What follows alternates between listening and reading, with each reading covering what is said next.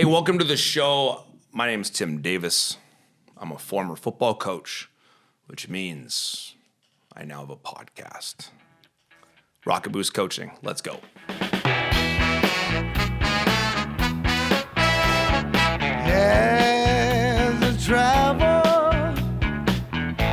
So today's episode is about the love of practice. It's a love letter to my favorite activity in the football world. Games are amazing, guys. I love the pageantry and the colors and the people getting crazy in the stands, the student section. I love the games, right? I love practice so much. Practice is everything. Practice is football, man.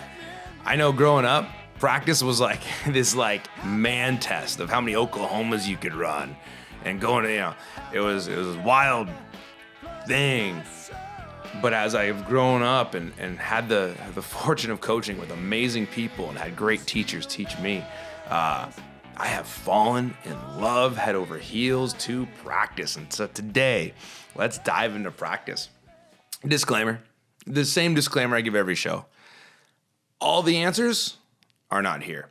They're out there, and they're within your program and within your what are you pursuing? What systems do you pursue? Who are you getting your information? You have to craft your own answers. But I think with our target audience being high school to youth coaches, it can be a daunting task putting together practice plans, organizing adults, organizing everything, team moms, players, managers, the music, the weight coach, the weight training coach, whatever you got.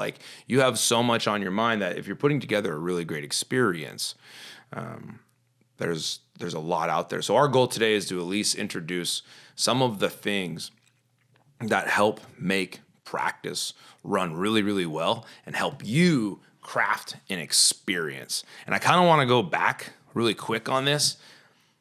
Your job as a coach is to craft an experience for your student athletes, an experience that is safe and fun and educational and helps them grow in some way. That's our job. And the experience is disproportionately built in practice. The game is the tip of the iceberg, and the practice is that whole big chunk underneath the water level where the real work happens, as we know.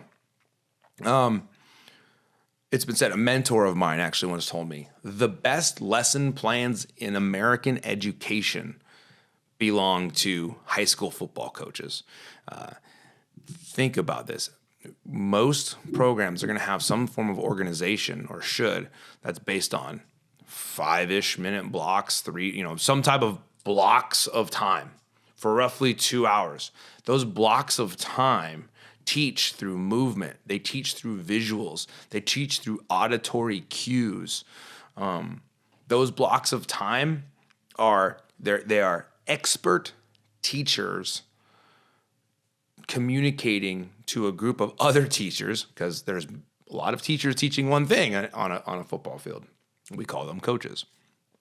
These expert teachers communicating the lesson that is going to be applicable and help the athletes win games.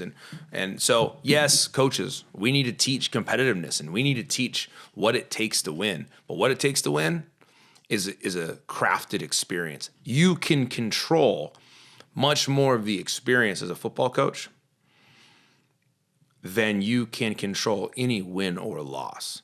And I think that's really important for us to kind of sit on as we look at the 10,000-foot view of practice. So that 10,000-foot view, I've said it a few times, creating the experience. What type of experience are you crafting? Is it fun? Safety. What are you doing within your state rules? What are you doing within what's the right thing to do to keep student athletes safe as they play this game? And are you educating them in a way that they can grow? Are you going back and giving them feedback after the growth? Again, if we're looking at this as a class, the test, the final exam may be the state championship football game, or even just Friday nights in general. But the quizzes that get us there, are you giving feedback on those quizzes, or are your students showing up to the final test never being told they missed a quiz answer? Try to use that on the game, use that on the test, and find out that their experience from Monday to Thursday wasn't what they needed on Friday. It is an opportunity for us to train winning behavior. So we're training the things it takes to win, the process of that winning behavior, and we're course correcting losing behavior. And I use the term behavior. I'm not talking like a misbehaving child. We're talking about things it takes to win. Elite, locked in effort versus distracted reactions. Do we respond or do we react? Is so important to put into our brains, and how we teach that. That's part of that course correcting behavior in our experience. Is it fun? Is practice fun? Man, you need to make the details fun. Like, as a coach, that's one of our jobs. That's one of our experiential things to do. You need to make this very difficult and violent and challenging game fun. Fun, not funny. Not just a goof, although there's time for that too, but not just goofing around. But do you go out there and coach like 1 billion miles per hour? Like, that's where we want to be, right? And so what are you doing to help make those details fun? Does it involve like prizes and rewards and candy bars? And we will certainly talk about candy bars today. Important. And then the big picture of coaching. The Friday nights. Are they fresh on Friday? Or are your practices like just a march to just a slog, just a marathon in mud boots? Like, we don't. What do you do to work through and create a great experience when everything's awful, when everything's great, and somewhere in between? So let's get into the details today about crafting that great practice experience. It all starts with organization. Everything is about how you as a head coach communicate and present an organized plan to your whole community. That starts, obviously, we think student athletes, but your coaches are so vital. In so many places in our nation, coaches are doing it out of volunteerism. They're not making any money. In fact, they're sacrificing time and money to be a coach. And so if we're not organized as head coaches, we're leaving chunks of really positive experience on the table. Can't do that. We've got to present the best possible experience for our coaches and our communities. Kids, coaches, the managers, the parents that come to practice. They should have a little fun. It should be kind of entertaining to watch. If it's not fun to watch, it might not be the best practice, to be totally honest. And no, it's not all about fun and goofing around. I get that. I know that's kind of the pushback I'll have on this, but I would also argue that if your foot practice is not fun, absolutely it's not as good as it could be. So think about how you can make practice fun with the details through the ups and the downs. So let's get into the organization of that fun. So I think the first non-negotiable is that we have to have time blocks that are communicated to the adults helping run the practice, whether that's assistant coaches, whether that's the filmers or whatever they have to be, or even the training staff. Those adults should have a plan for the practice 48 hours-ish before the practice begins. Now, we're going to see in mid-season how we might have to adjust from day to day, but the basic idea of practice and what to expect should be communicated, if at possible, before you go to bed at night, the night before. And I would recommend a 2-day out type model, so you have the ability to adjust when you need to. And that is incredibly important to communicate that. How do you communicate that? Group texts, group chats are really important. You could do it over email. I've found that doing it over a text group chat is the most efficient, because then the coaches have the plan with them on their phones. We'll talk about use of phones in practice. I think it's important for high school coaches to have phones in practice, and I'll get to why later. But we need to be able to communicate the plan well ahead of time. A coach coming to help children who's getting off their 9-to-5 job should not have a bunch of surprises when they walk between the lines. They should be able to, you need to give coaches the agency. We need to give coaches the agency to know what 20 square feet they're working in, what tools they have to work with, and how they're going to go get the job done that specific day of practice. All right, so in that plan, that first plan you make, you have to determine what type of practice are you working through. Are you doing a camp? Are you doing a in-season practice? And so we're going to start with some general ideas about spring training, kind of around that area of time, and move forward into a mid-season practice. But let's dive into the camp idea. So camps are going to largely be based around circuits and some type of circuit training. You're going to have a lot of technique that you're going to be installing and a lot of drills. I would highly recommend that you install your drills in a way that bring meaning to real football, or maybe flip that back around. Give real football. Show what a play looks like. Show what a formation looks like. Show what 11 bodies moving at one time look like.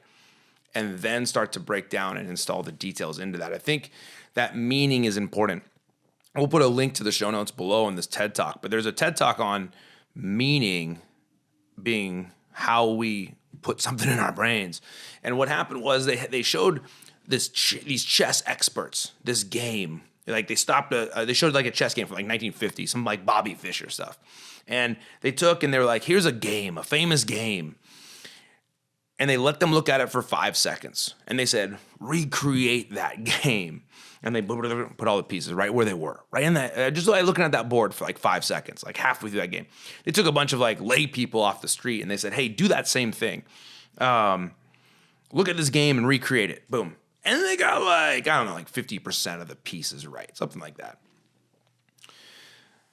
For the chess masters, that was like looking at like, I don't know, like a single screenshot of like Scott Norwood lining up to kick the field goal in the Super Bowl. Sorry, Bills fans, but like if you're a football guy, like you can see one frame of that game, and like you hear Whitney Houston, you see Jeff Hostetler. I mean, what do we got? Otis Anderson running around. Like you're there with one frame.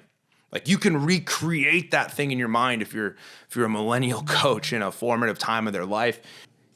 They take that same board and they mix up all the pieces. And they show the chess experts again. It looks like recently NFL Films had that guy come on and take like 1,000 photos on a Bengals game. They put all these people over. It's an incredible experiment and a super amazing. It's a piece of art, really. It'd be like looking at that. They just moved the pieces everywhere. They scattered them all over the place. And then they showed the chess experts that. And then they took the chess lay people, what are we calling them? And they put the board there and they said, boom, recreate where those pieces are. And now the chess masters only could put like 50% of the pieces where they were. And it showed that it's exactly the same as what the lay people just did. In fact, they had the same score when it all got scrambled and jumbled because we took the meaning out of it. Camps and clinics need to operate on this same principle.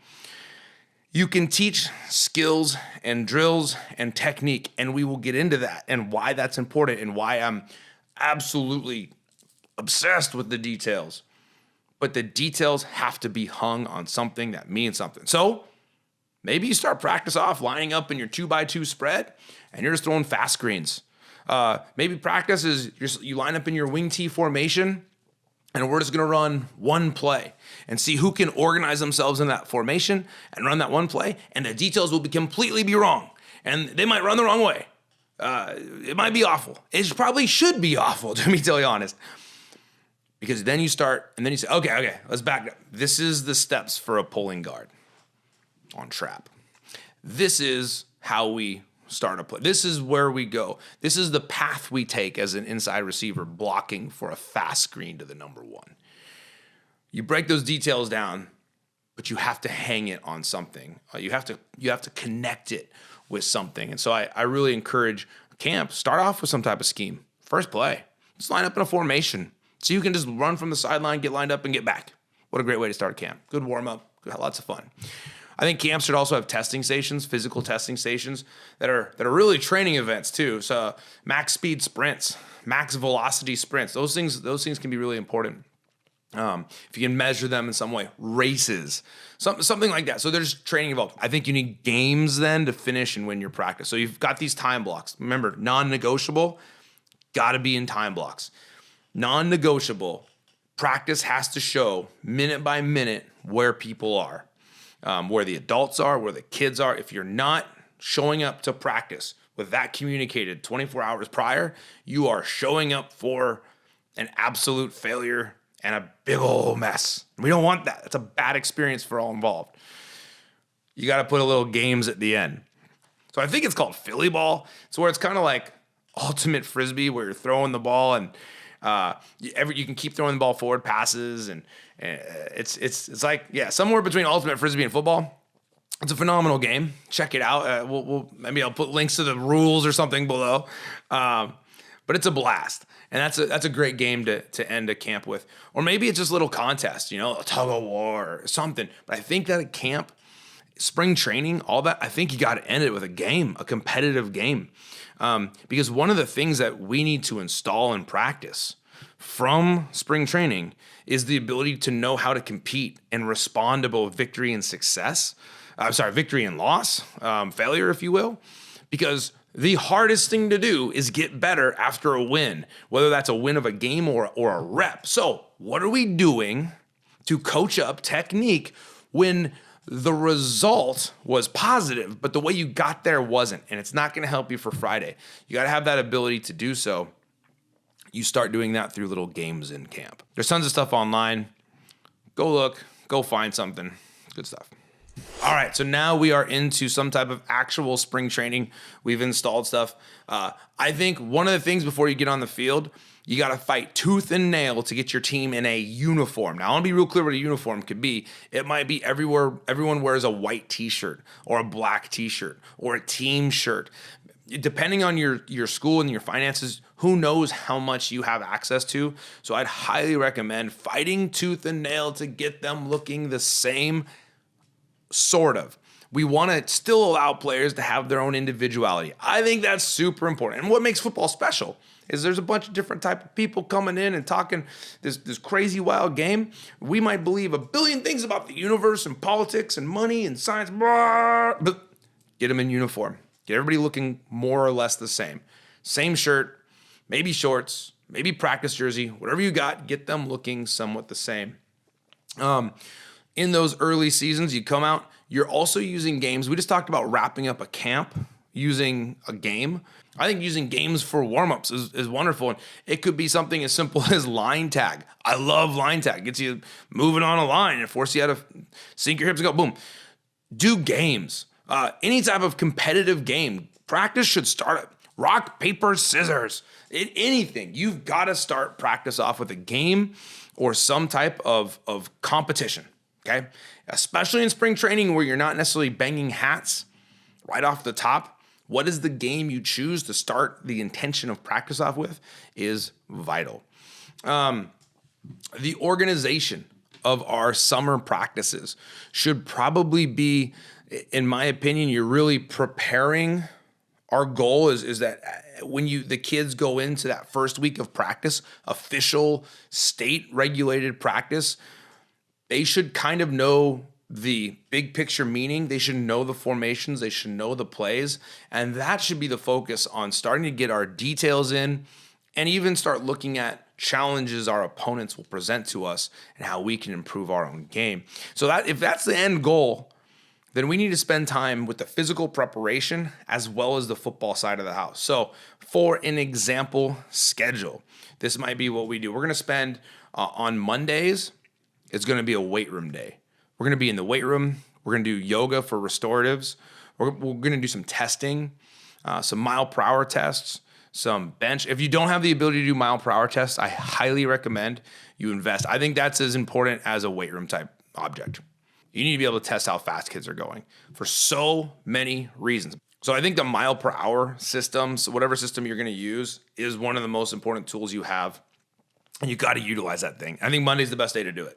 And I think that's a full season thing. You're going to be doing mile per hour type tests throughout the whole season. So I highly recommend your Mondays being some type of testing in the weight room, probably inside. It doesn't matter. You can figure that out with your program, but that's important. Tuesdays for us in the summer would be a sprint-based training day where we're going to do our sprints. We're going to do some type of drills that help us with our max velocity. We're going to be learning drills and running drills, and we're going to spend half our time doing that. Now, that could be weights, but I'm a big believer in that sprint-based training idea where you don't want to burn the steak. That's a Tony Hollerism. We want to make sure that we are getting kids fresh to Friday when we get to the season. Well, in a camp-type situation, we also want to make sure that we're fresh to get them back the next day. And so we don't want a bunch of kids showing up with DOMs that shuts down how good and fast and efficient a practice could be.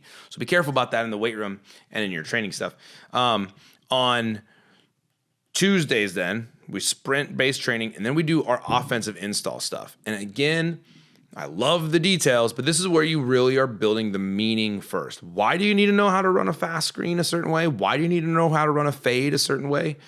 Well, that's installed here in the summertime on these Tuesday afternoons. So you have a 2-hour type training session, maybe an hour and a half. The first half, training for sprints. Second half, training for offense. Thursdays, give Wednesday off. Thursday, we come back. We do a change of direction type thing. We're doing agilities. Maybe some plyo type stuff is going to happen on Thursdays. And then we're going to do our defensive install. We're going to install the meaning behind the defense over the course of that Thursday practice. And then Friday is when we try to get together with another squad and do some type of inter or intra squad competition. Ideally, it's some type of skeleton type thing, 7-on-7. Kids like it. It's enjoyable. Build on that. If kids like something, we shouldn't just I think there's kind of a culture about not liking 7-on-7 because it seems like I've heard it called underwear camps and stuff like that, where you're running around in your spandex and looking cool. I get, kids like that though. And there's an opportunity for us to get better as coaches and get the kids better in those environments. So roll with it. Learn how to use it. Anyway, I'm a big fan. I'll get off my soapbox here for a second. But I believe in that. I believe in making sure that kids have an opportunity to compete. They want to compete. Let's give them those opportunities to compete. Call up a buddy at another school. Hey, let's go throw the ball around. Let's have fun. Some safety considerations. What is your, who's liable for those time blocks? Is it your school? You have to know that stuff. Do you need waivers? Those are things to think about as well, but that's important. Here's why we do our summers this way is because we have, if you do Tuesday and Thursday in that block where it's offense, defense, you're not requiring coaches, especially coaches who work a 9-to-5 at a normal job, to be there every single day in the summer. And that's a really quick way to burn out a coaching staff. Ultimately, you got to communicate, what is the ask for the adults and the kids and the families of everybody involved. And, one thing I think is important is give a goal. You need to be there for 75%, 80% of all summertime activities. We do a thing where we allow the guys, we live in a place where resources are really important, renewable resources, like fish or whatever. And so we're going to send our kids, we have a thing called Dip Net Weekend where kids are going to go fishing in the late weekends of July, a time that's really important. So what is in your region that's really important to your overall culture? And then build that in, build those days off in the summer into that type of weekend type thing. So I think a Dip Net Weekend is a big one we do or have done. The final goal is that by the end of the summer, kids and coaches should feel like we're ramping up, not that we're crawling through the finish line. And that's a really important thing because you're going to need that positive energy and that positive momentum pushing into the first weeks of when season goes and everything gets a little bit wild. All right, so you are in season. It's first week. I think it's really important that the practice should center around your team values. And there's a lot of really great systems. If you haven't looked up Randy Jackson and some of the stuff that he does, we'll put links to it below. But having a system of some sort is super vital to creating this experience. You don't just do this, right? You don't just what does it mean to install a team value? Some of us have ideas on that, and we can do a whole episode on that as well. But what are your core values? Those need to be communicated with really all summer long. But that first week is where you're really hitting the core values of what the next few months of our lives together are going to look like. What does it mean to play for your team? That's got to be established in that first week of practice. We really think it's important to do that, because if you don't lay that out, what does it mean to be an eagle, a bear, whatever you are? When the situations are difficult, you won't have anything to fall back on. But when you have a difficult situation, it's like, this is what it means to be part of this group. And you've established a culture that you're doing in the summer, but now you're being very explicit about it come those early weeks of practice. Because a lot of times kids are missing in the summer times. We like them all to be there, but a lot of times people miss for all sorts of reasons. We understand that. It's not ideal. But when practice becomes something that the state regulated mandatory practice happens, we have to be locked in and communicating what it means to be part of this thing. That's going to last into the next offseason, into the next season. So that first week of practice is so important for communicating those values. Let's talk the two-coach system. Hey, I think one of the big deals is that we have lives. We have families. We have jobs. And a lot of those times, those are priorities. Our coaches coach from often a place of volunteerism. And so if you have a volunteer organization, you need to make the experience for those coaches paramount. It's got to be so important. The reason that is you're looking for the longevity of the experience. It's really hard to be super feel good about your time when you know that if you miss for something that takes priority, like family and work, your kids are getting less. And so I think it's really important that we work in teams of coaches, because life does come up and we are men with responsibilities. And so when wife calls and says, hey, kids are sick, when the car breaks down, whatever that is, to be able to have your assistant coach. And I'm not necessarily mean boss and assistant, although that can work, but to have two coaches at each position is vital. Because, hey, Bob, you take all the O-line today. I'm stuck at work. It just nothing can be done. So I really do believe in the two-coach system, a buddy coach system, and it's worked really well for us in the past. If you have not enough coaches, you might need to rethink how you structure practice overall. But the goal would be to have a varsity and a JV unit that practices together, utilizing the two-coach system. Your varsity kids and your JV kids both get taught varsity level training. And you could also team up with those two coaches and, hey, I have JV today, you have varsity today. And as we build a practice plan here in a few minutes, you can see how that works together. So I'm a big believer in the two-coach system when at all possible. I believe that having a JV and a varsity staff, maybe game day responsibilities, yes, but everybody should be a varsity coach. The freshmen may need to be pulled out in their own thing, and that's often the case at really almost every level. But if possible, having the JV varsity, treating the JV like a varsity developmental team is important, and having the two-coach system really works well with that thought process. So let's talk meetings. Meetings are important to us. Someone, probably you early on as a head coach, but someone needs to talk and set an intention of the day for the whole program. And this is where our values get put in, but it's important that we speak to the program first off. This is a great place. You could use this as announcements and stuff. I like to do that at the end of practice as well. But bringing the group together this is a chance for a guest speaker. This is a chance to show a funny clip of a movie that engages the kids. You're bringing them out of the school day and you're bringing them into a new environment.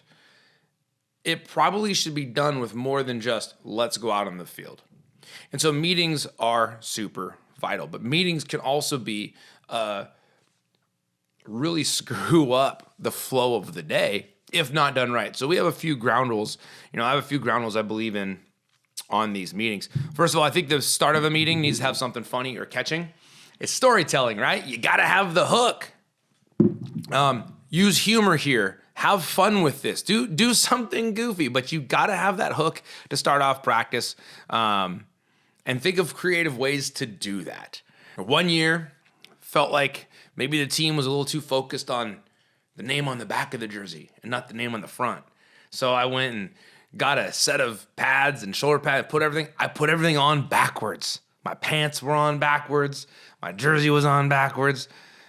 The nameplate's on the front and the team name's on the back and the helmet's on my head backwards, kind of sitting there. I looked ridiculous, which was to illustrate that we look ridiculous when we flip the team name on the front with the team name on the back.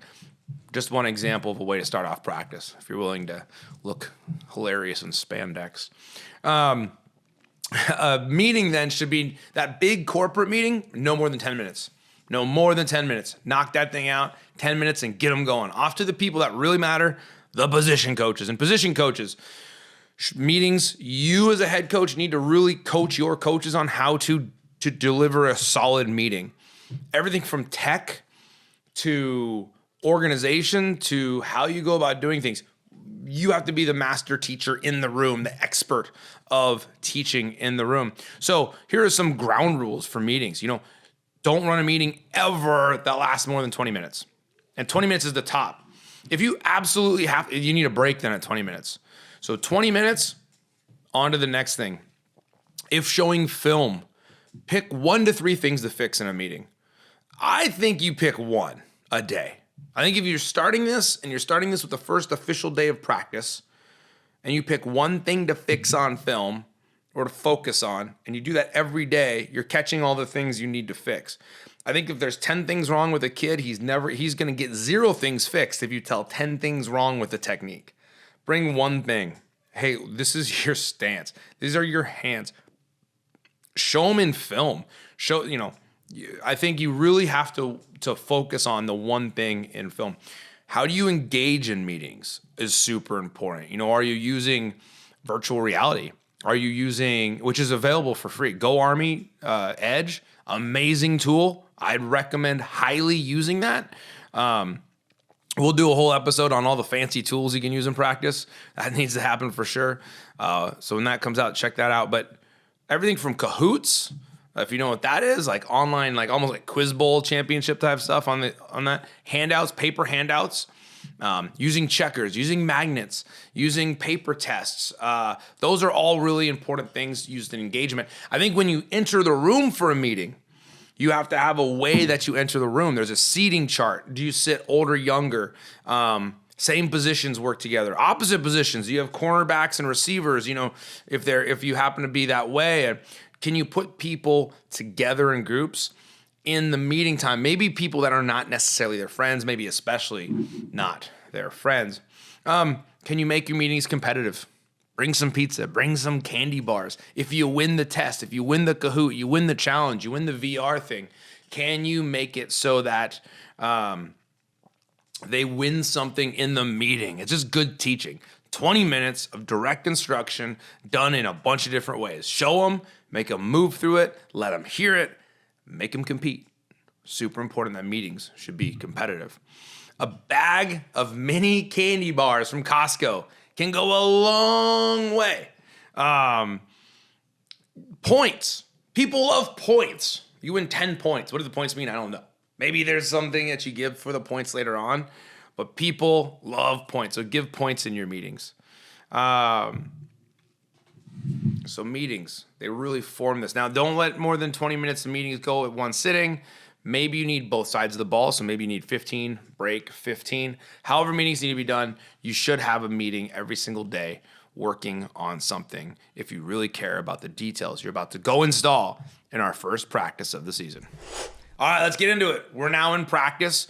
We've set up our off season. We have everything planned out. We know what we're going to be working through. Let's get into what a first season, a mid-season, a basic practice plan looks like. We'll link to resources you can utilize to create your own practice plan in the show notes.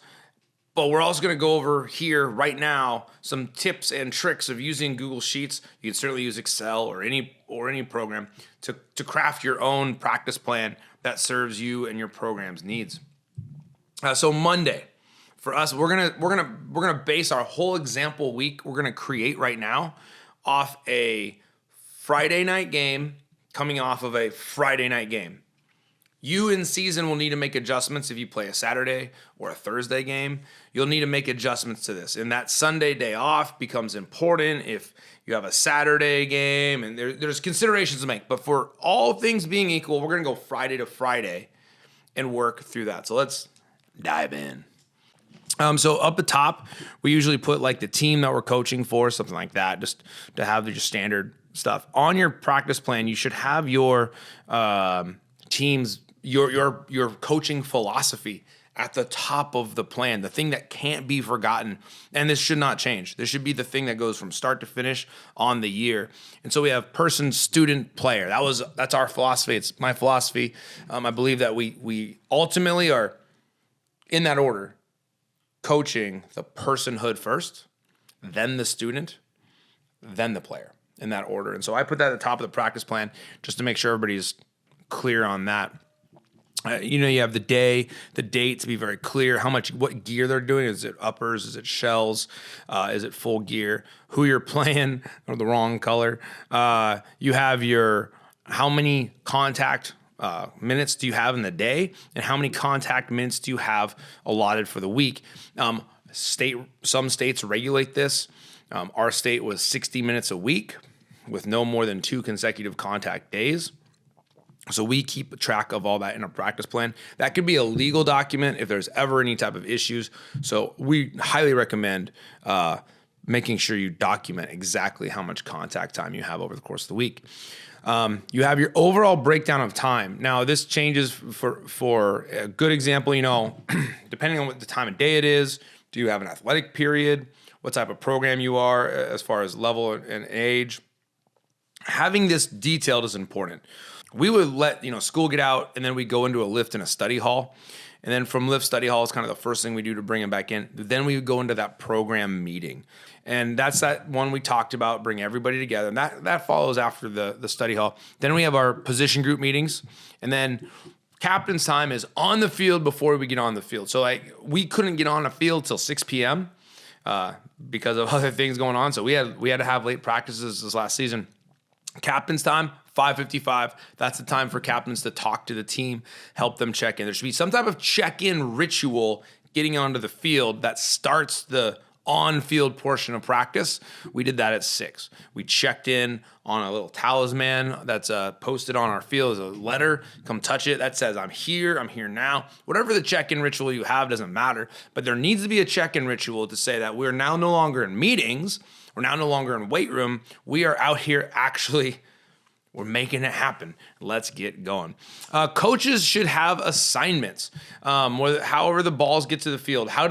Do we have scout bands? I'm going to highly recommend using bands for scout team, not necessarily the cards, if possible. It's not always possible, but especially if you're playing a like-minded opponent, those scout bands are really, really good.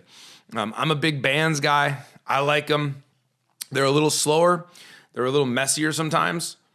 But depending on the amount of coaches you have and the level of knowledge your football team's bringing into the year, I think that the bands can be a really, really helpful tool. They'll probably do a whole episode on bands versus signals versus all that. You probably need to do that. Who's getting the field dressed? Who's dressing the sled? All this stuff has to be done. Who's the locker room coach that goes through the locker room at the end and then has reminders for the team if the locker room is a mess? Who's your reminder coach? That's a good thing to have on staff.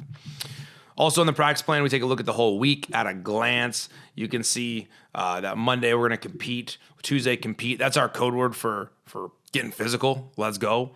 Wednesday is going to be light and learning. Thursday's our accelerate up day. We'll talk about that.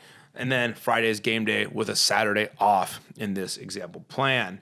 You usually put a theme of the week right above it. And then this is the nuts and the bolts right here, man. This is the nitty gritty, getting into the details. Oh, I love this stuff. All right, take a look. Up top, you're going to put all your positions that you have. You have your defensive positions, and then you have your personnel notes. Now, there's a few ways to organize practice that you have to ask yourself. Are you going to do a JV varsity together? Or are you going to do a JV varsity independent? Do you platoon? Do you go two-way? And realistically, I think in high school, it's going to often be a hybrid of kind of all those things. So you have to find the right answers for your program. This practice plan is going to go over the idea of the majors and the minors, meaning that we are going to get as close to platooning as possible, understanding that high school football is high school football, and sometimes your best dudes just can't come off the field that much. Again, who are your best guys? What is their tank? These are all things that you're going to be answering in practice up to this point. But as we look at this practice plan, we'll see that we break things down in phases of emphasis. And so on this Tuesday practice, which is going to be a contact practice, you're going to see that we start with an offensive phase first. When we break this down, we tell the starters what side they're going to be on. So the phase tells all offensive starters they're on offense. Okay, that's the emphasis. Now, if they're a both-way player, this is an offensive time. Everybody's going to be an offensive. If they're an offensive starter, if they do not play offense, they'll spend this time on defense. But for all offensive starters, the 11 offensive starters will be focused on offense during this period of time. Special teams, we focus on that. We utilize special teams as a bonus time for individual work. So while this special team you can see is going to be based on varsity kickoff versus JV kickoff return, there's going to be some bonus EDDs going on in the background. Quarterbacks might be in the D zones. Linemen who usually are not on kickoff and kickoff return, maybe this is a time for them to bang the sled. This is something to communicate ahead of time with your coaches. Who's running the special teams, and then who is running these bonus EDDs while those special teams are going. Anytime on these practice plans that you see the whole line blocked out, that is a team period. And so for these team periods, you will have everybody together, 11 on 11. And then if you are a JV varsity split team, the inverse will be going on the other side. So this is team run and play action pass. Varsity's on the 50-yard line going in towards the school, and JV would be on the 50-yard line going in towards the scoreboard, whichever direction you want to do that. You can have these going at the same time, or maybe this is time that the JV works their team defense. It's all kind of based on how you work it, but it is important to be able to bounce in and out of these individual times, team times, individual times, team times, special teams, using that as a bonus EDD, back in individuals. However you're going to organize it, it's important to communicate that ahead of time. Maybe the most important thing is communicating that. Here's another special teams period. We have some mixed groups. Notice that we mix the groups together. Then at some point in practice, we flip it. If you're a defensive starter, you are going to go to defense or don't need that specific detail for the day defensively. You are still going to be spending time working offensive drills. Sometimes that's serving the other team, being for skeleton or whatever. But we do believe that really EDDs for both sides of the ball need to be happening at this time. Full two-way practices, even in a full two-way practice, even if you're going offense versus defense, there are so many guys who will just never be on the field or won't be able to grow in what they can do if you just focus on the one side of the ball in practice. So we find it really important to always have EDDs going on for both sides of the ball, even in a two-way practice. That should be a consideration in a practice plan. Usually we're going to end on some type of competitive period versus the scout versus maybe best versus best. We're going to get into that a little bit more, but I just want you to see the practice plan. At the bottom of the practice plan, big believer in having a script of some sort. You have the offensive script, you have the defensive scout script. Notice that these defensive scout scripts have these codes, white 4, blue 12, red 2. That would be for a scout team to be wearing a band. Everybody can look at white 4 and see that that's going to be fast double screen. The formations, I like to use colors for formations. That allows you to be able to communicate a formation and a band column to look at. Make sure you have a color printer if you're going to be using bands. That's wildly helpful. Or just name the columns on your band based off formation. So here we have white for fast double screen. That's for our screen scale. Let's say we're doing scout team. We're going to be like, hey, white 32. The scout team sees it. They see the play is called laser. They run laser. So having bands for scout is really important. Another thing to have on the practice plan is your dismissal reminders. Everything from awards to rituals that you do to just straight up announcements and reminders for the next day. That is a basic practice plan that we have.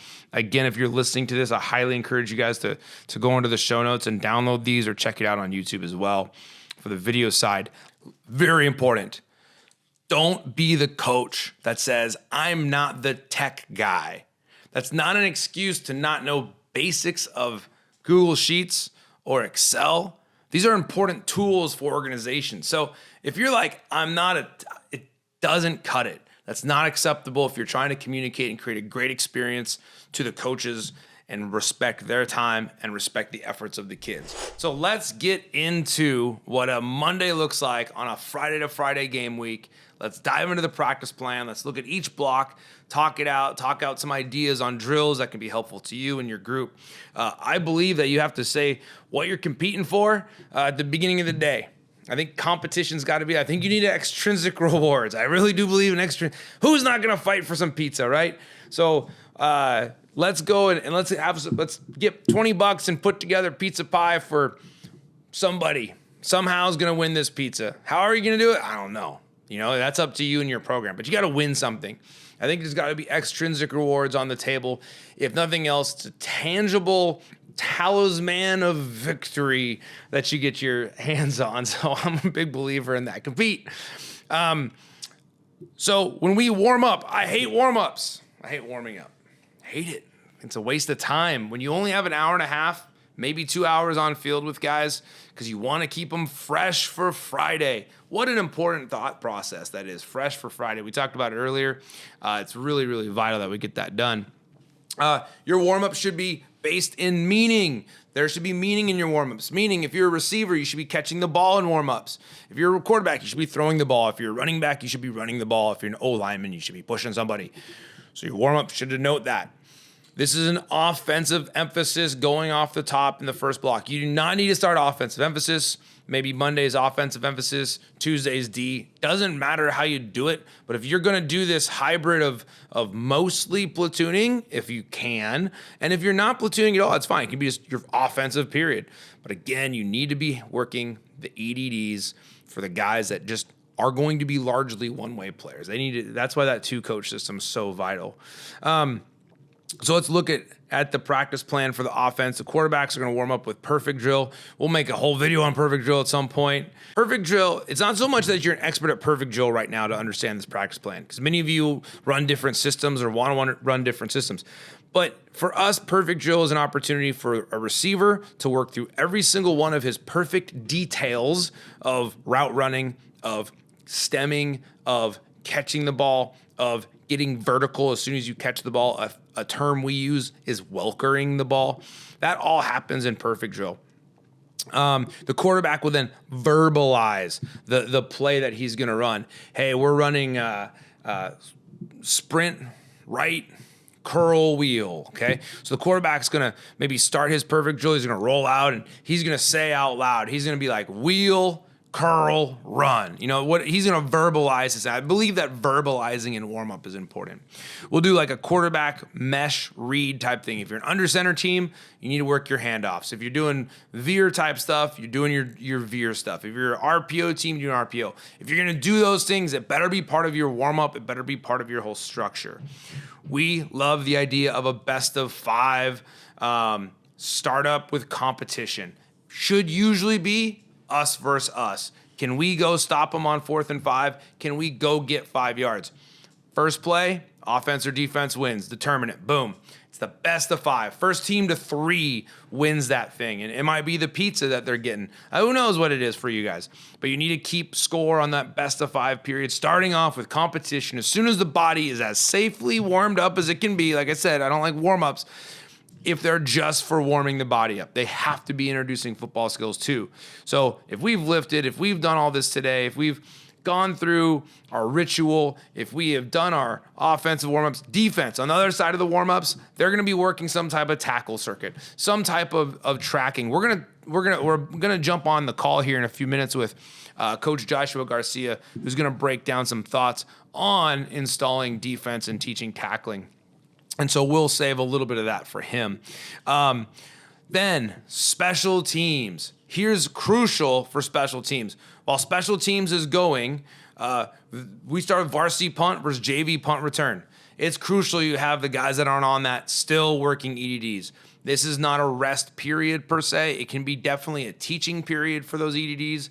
They can be off in the D zone or wherever, but it's really important that those bonus EDDs are getting done. On Monday, you're going to see that there's a lot less contact, 15 minutes of contact, like we said.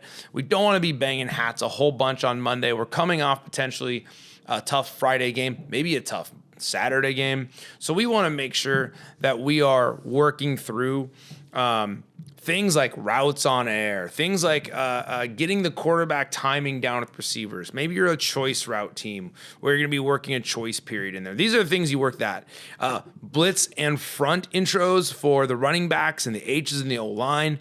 Great opportunity to work those in. And then you come together, and we're a big believer in inside run's amazing, and you can get a lot of work done. But inside run should probably be oftentimes a full group offense, especially if receivers are ever part of the blocking for that, if they're part of the RPO for that, and make it real as possible. 10 minutes of tempo inside run. Now, to keep your defense honest, mix in some play action. Mix in screens that are based off inside run. That's something to work through that. Come together and spend one day a week working full contact PAT. Now, you don't want to send both sides of the scout defense at the kicker. Just pick a side, run 5 minutes, and point to a side from behind the kicker and say, hey, right side defense, you're hot. Bring it. You can surprise the offense, but again, by being behind so they can't see you telling who's hot. But it needs to be an active, full contact protection for PAT. That is so important that once a week, you put a 5-minute block of contact in there. At this point, we split back up. We work out some more mixed group type activities. We've gone from more individuals. We've gone through team. We go back into the mixed group for screen periods. We do motion periods. Maybe this is where you install like a specials, a trick play period. Anything goes there. And then we knock out another best of 5 in the middle of the practice. Blow the whistle, surprise everybody. If you have music, the music got to be on loud now. This needs to feel like a game day. You got to compete for something on a Monday, middle of practice. Let's go. Should get the adrenaline going. Coaches should be going crazy. It should be a party on the field. Let's freaking go. Once that dies down, maybe some more thinking type periods after that. You can start to work skelly with the defense. We are now moving into a defensive emphasis time. So the offense is going to be doing more servicing of the defense. Then we're going to work through, flip it back for 10 minutes of an offensive period where we're working screen and pass under pressure. Again, this would be a non-contact period. So we're not taking to the ground. We might be fitting up. We might not be. We might not even have a defense on the field. Great time for stuff on air. Working your tempo could be here as well. Another special teams period, and then we finish this particular practice with a defensive emphasis with a better than the opponent scout team. Let's talk scout team. The scout team has to be better than the opponent. Better than your opponent. Name them that. Maybe you're playing the Bears, better than the Bears. Maybe you're playing the Mustangs, better than the Mustangs. You need to name your scout team better than the opponent. Take pride that they're going to study. They're going to learn how to be that. That might be starters on the offense, and it might be twos. One of the power moves I've found, especially in non-contact periods, is if you do have young coaches, have young coaches go run some routes. It saves legs. Have young coaches get involved a little bit with safety in mind. We never want to be in a position where we're going to hurt an athlete, but we need to go compete. And sometimes the adults know how to compete really, really well for that ball. They're going to go run that perfect post route. Be better than the opponent. On the scout team, some of the suggestions to make it really, really lively. Use young coaches who are willing to run around. Use the starters in positions and doing things they know how to do. if you play a team that has a slightly different gap scheme, run your gap scheme. Unless it's so wildly different, you need to run your play calls against your own team. Try to keep guys using the same language. Language is important top to bottom. So don't have cards per se. Have calls that your guys will know. Hey, we're going to run zone right. Yeah, your zone right might be different than another team's, or even like concepts. Hey, we're running zone right, but we're preparing for a duo team. Run your zone. These are things in high school. Give your guys conviction to run it. And maybe a power move might be sometimes you let a coach be the scout quarterback. In fact, I'm a big fan of coaches being the scout quarterback. I might have done a little bit of it myself. Why? Because players will let you throw the ball and get out of your way when it's time to test downfield passing as a scout team. Players sometimes they'll fudge you up. And if you do this, you got to be ready to maybe take a helmet every now and then to the kidney. It happens. It's happened before. It'll happen again. But I think it's really important that whoever the quarterback is, the scout quarterback, they need to be able to somewhat spin it or emulate what the other team's doing. We've done things too where we've used flag football type flags on a coach if they're an option team or something like that when you don't want to go hit an opponent that hard. Fitting up on live bodies is awesome, but you need to make sure that the live bodies know how to protect themselves. So in that scout team, you put a third string guard as a running back. It does no good in scout. You need your starting-ish or close to it running back to run for scout so that your defense knows that speed and that intensity. This is really important when those periods are full contact. You need to take care of your team. You need to make sure your guys, if at all possible, stay off the ground, rolling and diving. These are safety things. But you do need to bring a level of intensity. And the scout team, when it's led by a coach, we have found is just that much more intense, that much more focused than when it's led by a second string quarterback who might be struggling with your own concepts. So take care of your team by giving a great scout team. Take care of your scout team. Make your scout team feel special. Give them awards. Give them praise at the end of practice. Scout teams should be kind of the heroes of the day. Make funny names for them, cool names for them. Make them feel good. Coaches should be directly involved with scout team. I really do believe a coach running a route or a coach being a scout quarterback can be highly effective at the high school level. It helps run the whole offense. It keeps things moving. And there's a good chance that coach has watched a ton of film and knows how to emulate the opponent the best possible way. Even if that coach is a 40-year-old retiree. Just throwing that out there. All right, so that is a Monday practice. Tuesday, a contact day, is going to look very, very similar, except that now we're going to ramp up the contact. Tuesday is usually going to be the day of the highest amount of contact. Sometimes you're going to split it 30-30. Sometimes you're going to split it 15-45 if you're in a state that regulates how much contact time can be used each week. We're going to go that second contact day in a row. That's going to be a longer period of contact. We still have the best of fives still involved. We still have those high intensity competitive efforts early in practice, at the middle of practice, and then depending on the week, maybe towards the end of practice. But now we're also going to bring it in scout team.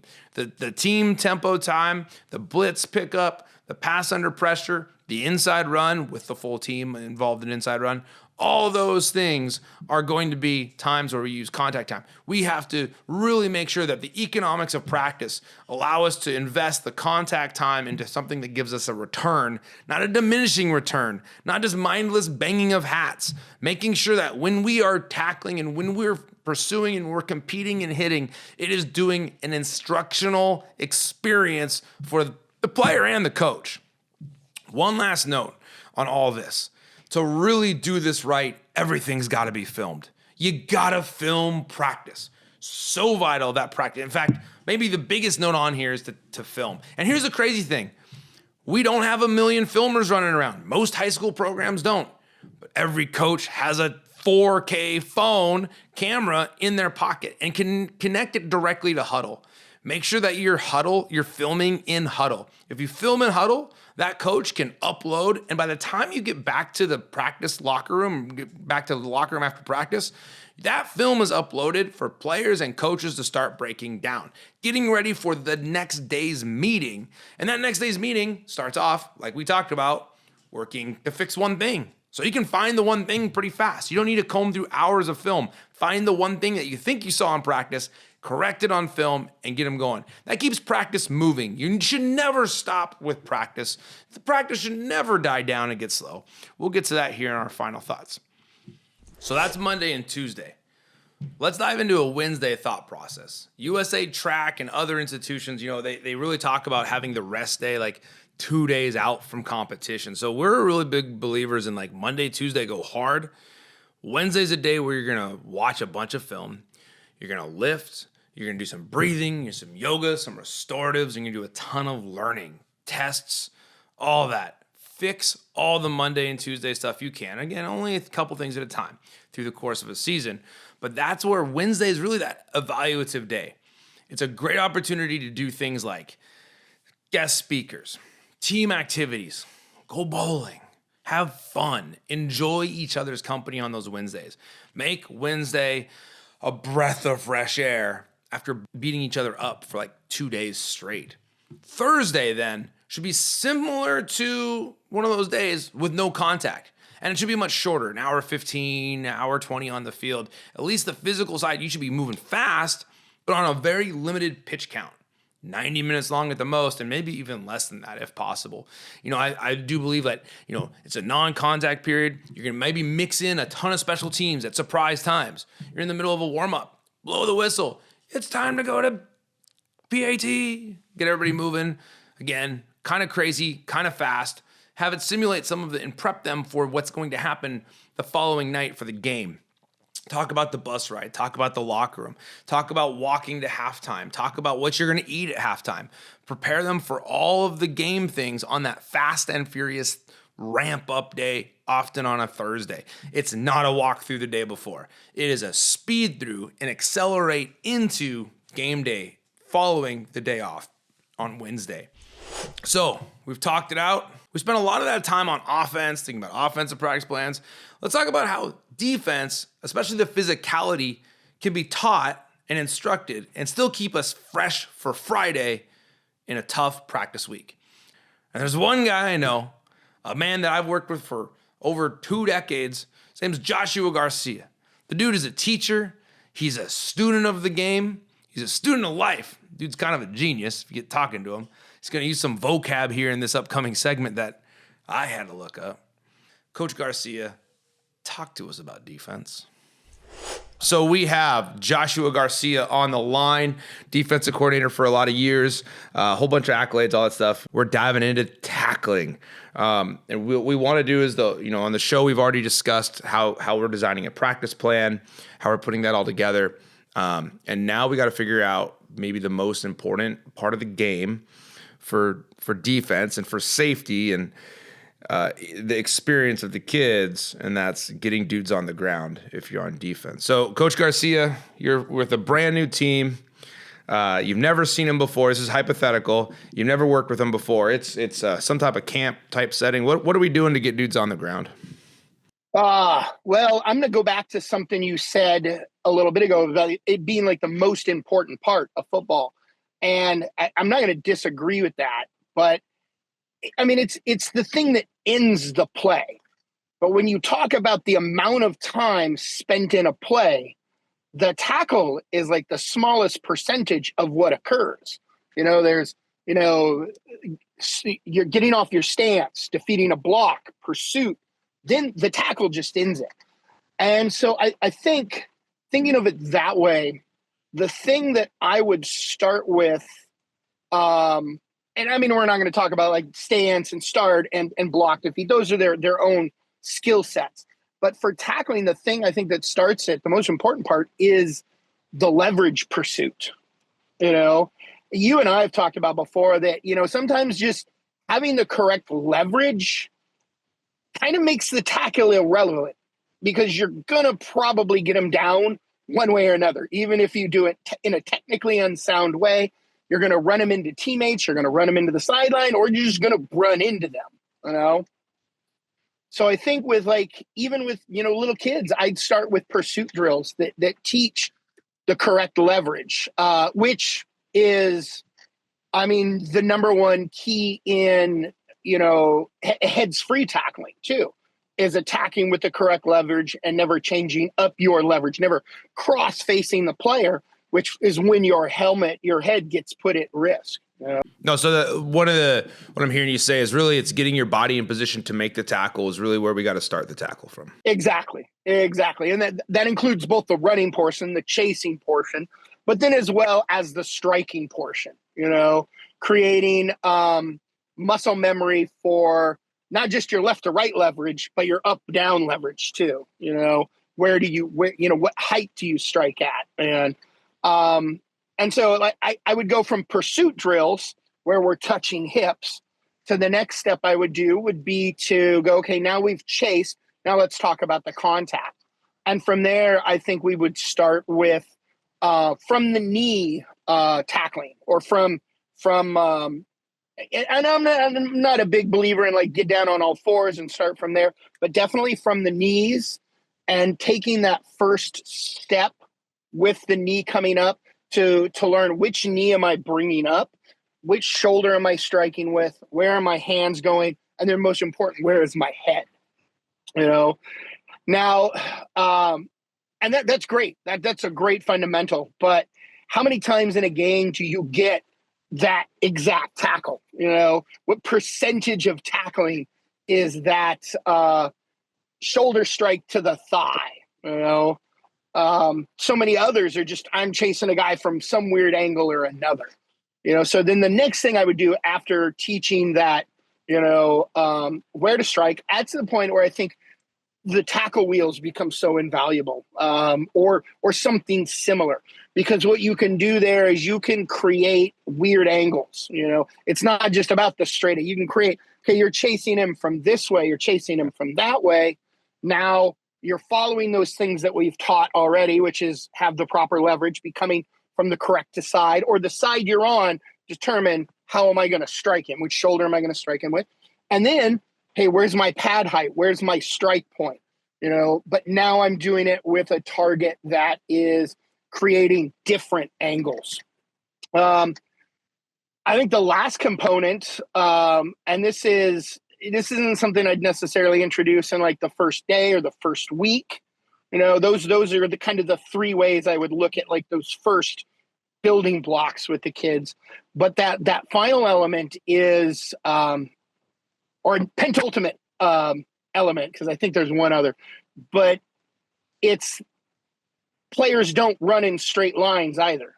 They zigzag, they move, they change.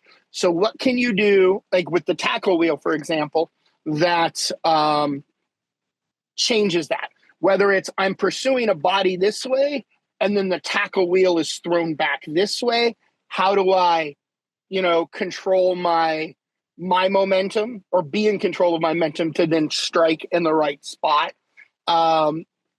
You can do that on bodies too, as long as the players are willing to commit to, I'm focusing on technique and I'm not focusing on the chance to go hit somebody,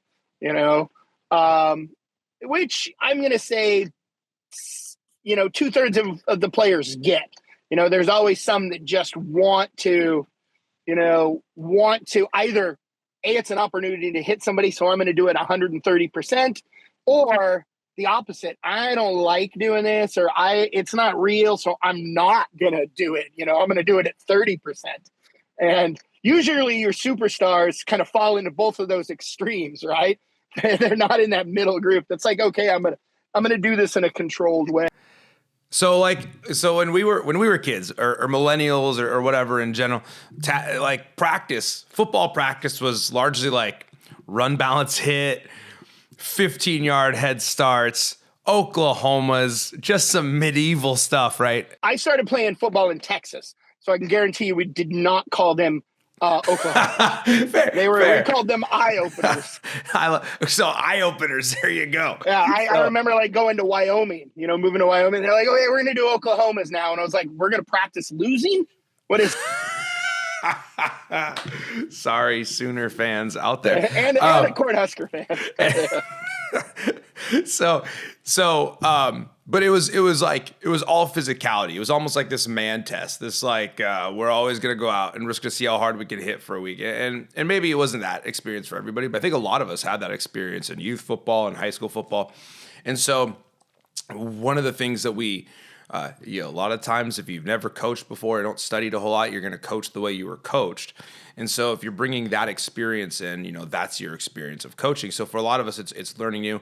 Talk about where would you, when you start, we're talking an era of, where contact tracing or contact tracking, how much contact we have, not contact tracing. We're tracking how much contact we have, and we're trying to keep the head out of the tackle and all that stuff. You're going to start tackling with I want to recircle back with pursuit type drills. And then you're going to move into some type of bag drill. And then there's going to be the component of actually teaching the striking itself. Is that what I'm hearing you say? Well, I was going to say, you may bring this up later, but the idea of, contact timing, I think there's far more valuable things to use contact time for than tackling. Like I said, you break down the percentage of play time, there's far more going on that requires contact than tackling.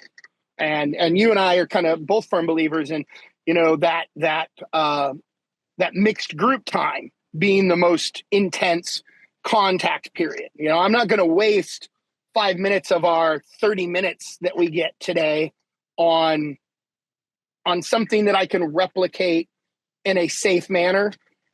I'm going to use that time for something that needs chaos, to train the kids. So, in our state, it was 60 minutes of contact a week. You couldn't contact more than 2 consecutive days. You have to be creative on getting better. I think we actually got better at tackling with some of those new rules. What are your thoughts on the restrictions actually helping us get better at technique?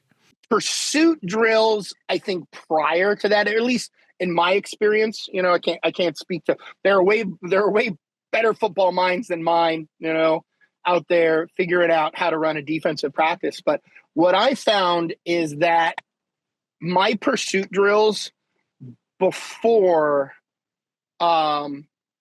making a shift in our tackling philosophy, I'm not going to say they were monkey rolls, but it's that return on investment, was something to do.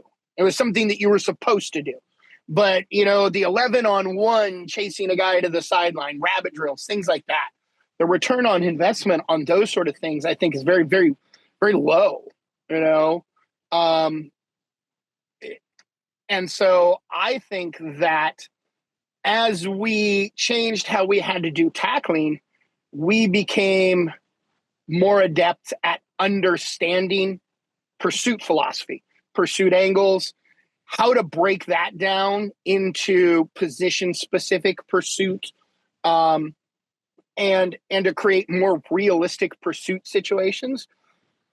So that forced us to do that, because we're like, well, we're not doing, now we have to fill that time now. We're not going to do, Oklahoma's. What are we going to fill that time with? Well, okay, let's do this.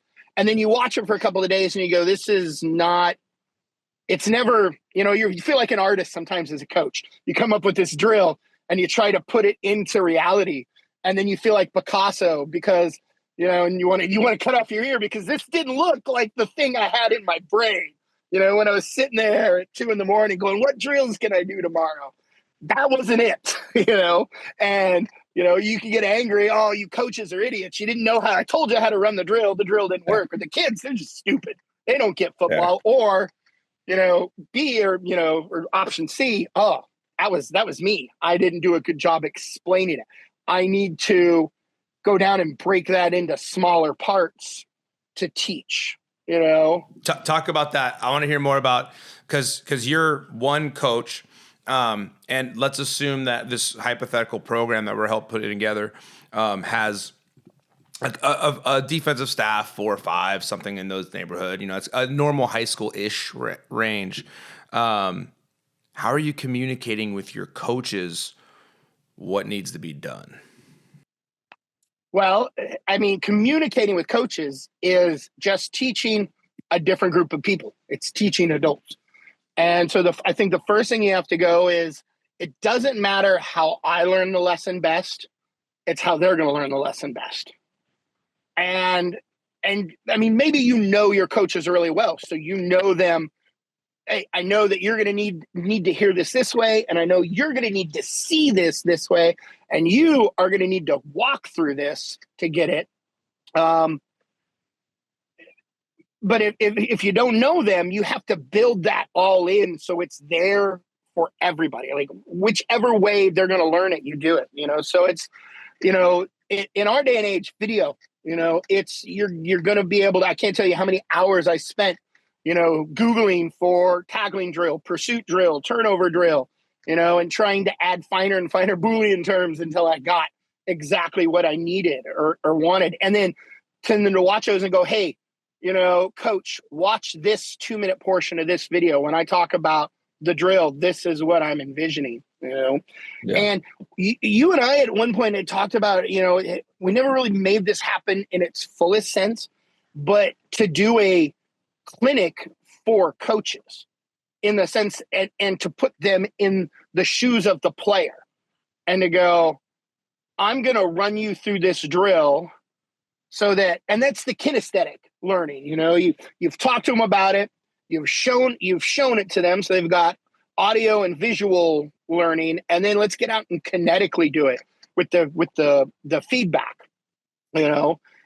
and in a perfect world with perfect time, that I think that's the best way. USA football has done a great job at being a wealth of resource on tackling, as you know, and there's a lot of good drills on there. So today's day and age, especially with phones where you can copy paste a link, I think you hit it. I think that's such a crucial component. How do you incorporate team type tackling? I know there's like vice tackling drills and stuff like that, but what are your thoughts on, because the old school pursuit drill was like, we're running to the sideline and one dude's running and we're all chasing hips. We see that a lot, and people still do similar things. I'm not against that, but like, give me your thoughts on like pursuit drills that have the highest return on investment in your opinion.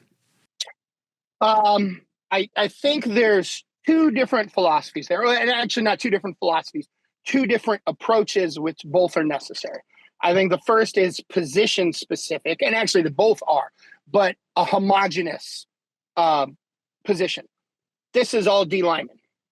This is all linebackers. This is all DBs. And to work the drills and go, this is how you're pursuing. But even in those situations, you have, each position has two different types of players. You've got your inside out player or your outside in player. And you can, there's a lot of variations there, but I think that's the most simplest way to look at it. You've got a D end and a D tackle. While they both are D linemen, their jobs and their pursuit responsibilities are often so different. So even when it is a positional drill, making it happen dynamic enough to ensure that they're getting not just a group specific concept, but a position specific concept. You've got a D lineman. What's his job on this, this outside pursuit versus what's a D tackle's job? The ball's coming to you. What's your job for each of them? The ball's going away from you. What's your job for both of them? Or the ball's coming at you. How do you, when the ball's coming at you, you both kind of become the same thing. I'm going to say the same's true of, linebackers and DBs, safeties, corners coming from different leverage sides, inside, outside backers. And so that's that first thing, creating that group specific, but position accurate. So layered run fits are important. A D tackle is going to fit, especially at the high school level. Not a lot of times are corners in the immediate run fit at the line, but if you're running some type of cover 2-ish thing where corners are in the flats, they are going to be in the fit, and that tackle is going to play out differently than if they are maybe an alley defender or whatever it is. So you believe in doing drills, or tell me a little bit about creating group run fits and how you might teach that in a practice? We've tried different things, some with success, some with not. One thing I found was having multiple runners in the same drill. Because doing that old rabbit down the sideline where you just touch the guy's hip and let him go to the next one, that doesn't work. That's not realistic. It screws up timing, things like that. And so I found that creating drills where there's multiple runners replicating the same runner help with that. Because that allows, like say you're doing an outside run drill. You have two runners running the outside, it's toss sweep, right? So you have two runners.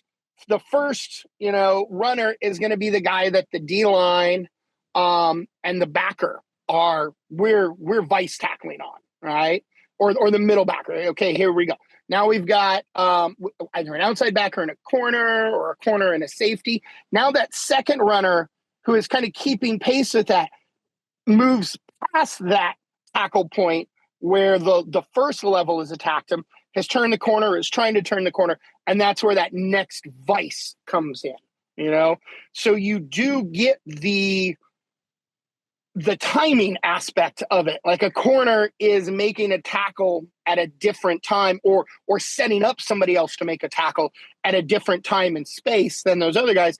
And by using those two runners, you create that, and you can also do that too. You can create cutbacks from that too that cause people to correct, where, this tackle's made, but now the second runner is cutting back the other way and that second level has to correct. Well, that was something that, back in, I think like 21, 22, we kind of started to mess around with and figure out. Well, let's go back to the hypothetical here. So just throw me, again, kind of talk about the economics of practice. How much time are we investing on individual striking and tracking? How much time are we spending on maybe a two-person type vice type thing? And how much time are we spending on that multi-layered run fit in a perfect world as an install? You don't know what you got yet. Yeah. Again, that's dependent on like how much time do I have? Is it that at the 45 minutes? Is it an hour? What's going on there? But I feel like your pursuit, tackling, turnover drills, and that turnover was that last thing. Earlier I said there's one next level to tackling, and that's the turnover portion. But those three kind of concepts, I feel like that should be 20% of your practice, 20% to, a third of that practice, that circuit you're working through, whether once or twice. And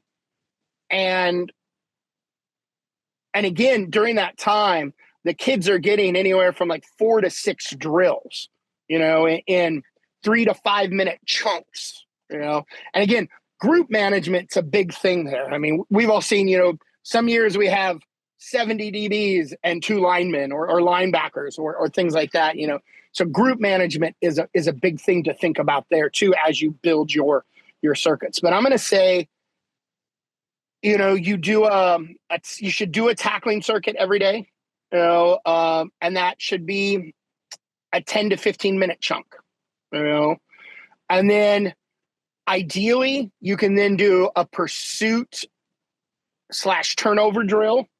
And that's probably about the same time, when 10 to 12 minutes of your practice clock. And at that point, then I would go to our EDDs. At that point, now let's go get, again, because we talked about tackling was this tiny portion of the play. Your EDDs is the your everyday drills. That's where good teams live in. That's 75% of the play clock is what you are practicing there.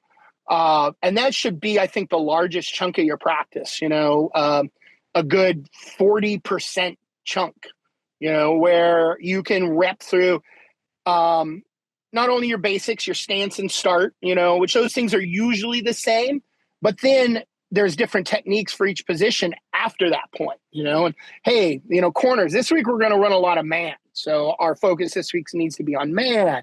Or this week we're going to run a lot of zone. So, our focus this time needs to be on that.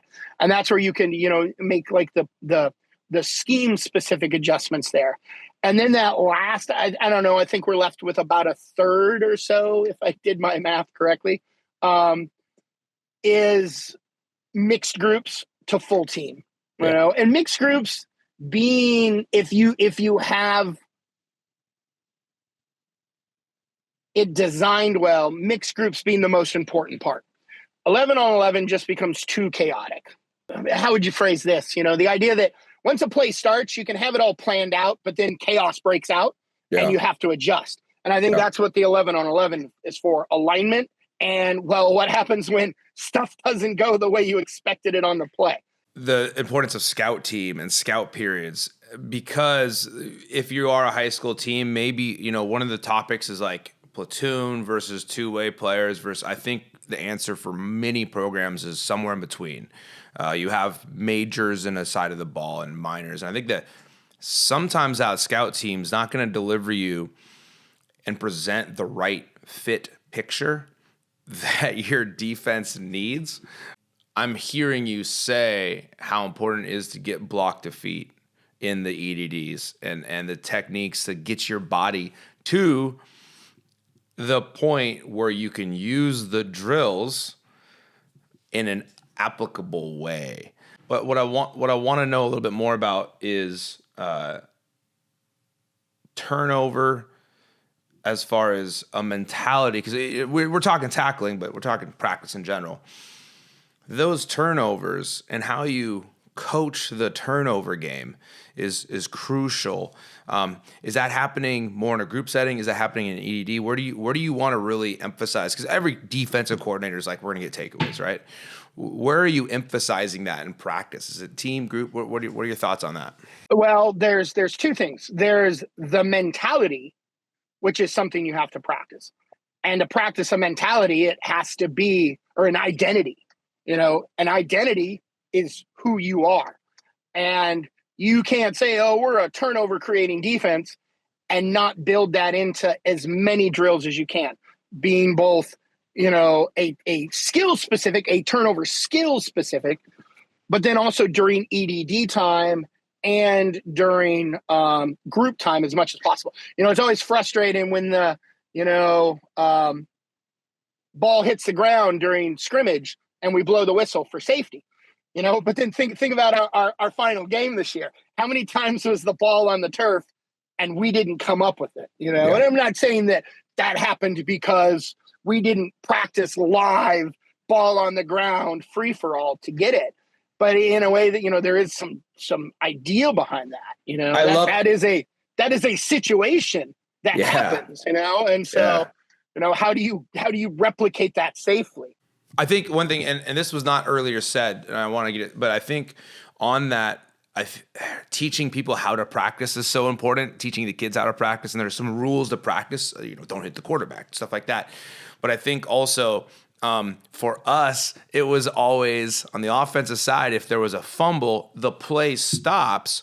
But we wanted the especially if it was like a bad snap, but we wanted the quarterback to keep going live, pick up the ball, and practice scooping it and kill everything else. So he's not going to get tackled. He knows he's set, because we think that a snap over the head usually is the end of a drive.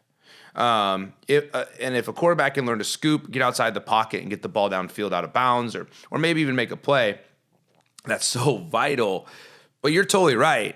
If you're doing that, you've coached the defense to stop doing that, and that's a really good point. Yeah, it's kind of buying into that. It's the idea of gamers from the opposite side. Kids who talk about, oh, I'm a gamer, I don't need to practice hard because I've got this innate ability that just when it happens, a snap. We know the science behind that says otherwise, but it's true then too of like game situations. You can't just turn on a football IQ in the game. A football IQ is built. It's not Maybe there's an Albert Einstein of football skills out there, a kid that just is going to automatically get it. But that comes through. It's the Malcolm Gladwell, the 10,000 hours. I was just about to bring up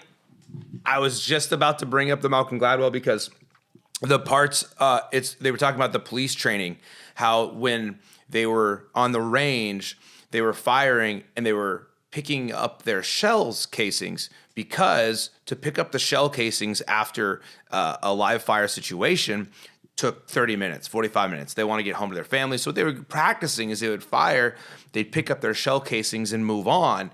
And then there was, I don't know which city it was, there was a series of officer-involved shootings where officers were shot, and they were finding shell casings in their pockets. And they were talking about how they had trained to pick up the shell casing, which is a tactically horrible thing to do in that life or death situation. So in a much less serious situation, not having defenders getting the ball in practice when the ball's on the ground is the shell casing thing. And that's certainly something I'm learning in this conversation and never once put thought into is the importance of getting that ball when it's on the ground, and finding a way to teach that where it's still safe for all people involved. That'll be something I think about for a while. That's a good thought. Well, we're wrapping it up. We're gonna have you back on, ideally a bunch, anytime as this goes. I have a lot of questions. Still trying to grow in this thing and still trying to learn it. And you have your thoughts. And I think it's really important that none of us have all the answers. You know what I mean? And so that idea, if you're a youth coach and you're getting into this, you're not just looking to one podcast. You're not just looking. We've talked the importance about finding a system and learning, but you have to be you and your program and your time and your space. And I really appreciate your time helping us learn a little bit about tackling. So we will. You're welcome. It was a blast. Awesome. Cool. We'll catch you next time, Coach. Talk soon. All right. Take care. How do you go about doing all this? First of all, communication with the coaches and the expectations you have of them, it has to start there. My number one thing, whistle. You got to have a whistle. You have to have a whistle. Every coach needs a whistle. Mandatory. It's so important for the safety and the functioning of practice. Practices get shut down when coaches don't have whistles going on. Also, the words you use and how you use them. Profanity, not really a place for it. I say that as a hypocrite. I've used profanity. I admit it. However, how much profanity you use does matter. And really, it should be zero when you're dealing with kids. It happens. And if we're going to hold kids accountable to something, we ourselves need to hold ourselves accountable to something. So I would encourage you to eliminate profanity, if at all possible, in a practice. Use other words. Be intense. Just, don't say the bad words. Get after their tails. Let's go. And then I think really keeping surprises limited for the coaches. Always have a paper copy available. You've sent out the practice plan. You've sent out the communication to the coaches. Now give them paper as well. Maybe there's a change to what went out digitally earlier, the day before. Alert them to that. Give them paper, even if they don't want it or may not use it. It's a good thing for them to have in hand a physical copy of the practice plan. Big believer in physical copies. Every coach should have one. It should not just be on phones. Again, phones should be used for filming and analysis, probably not for checking the practice plan. It can be used that way. We highly recommend using a physical piece of paper. If you use technology in the ways that we talked about, how disciplined can you be? In other words, if the Monday night football game is on and your phone's on the football game and not on the kids, have an expectation of the coaches that on field, the phones are going to be used for football. Our football, not other football. A super important point there.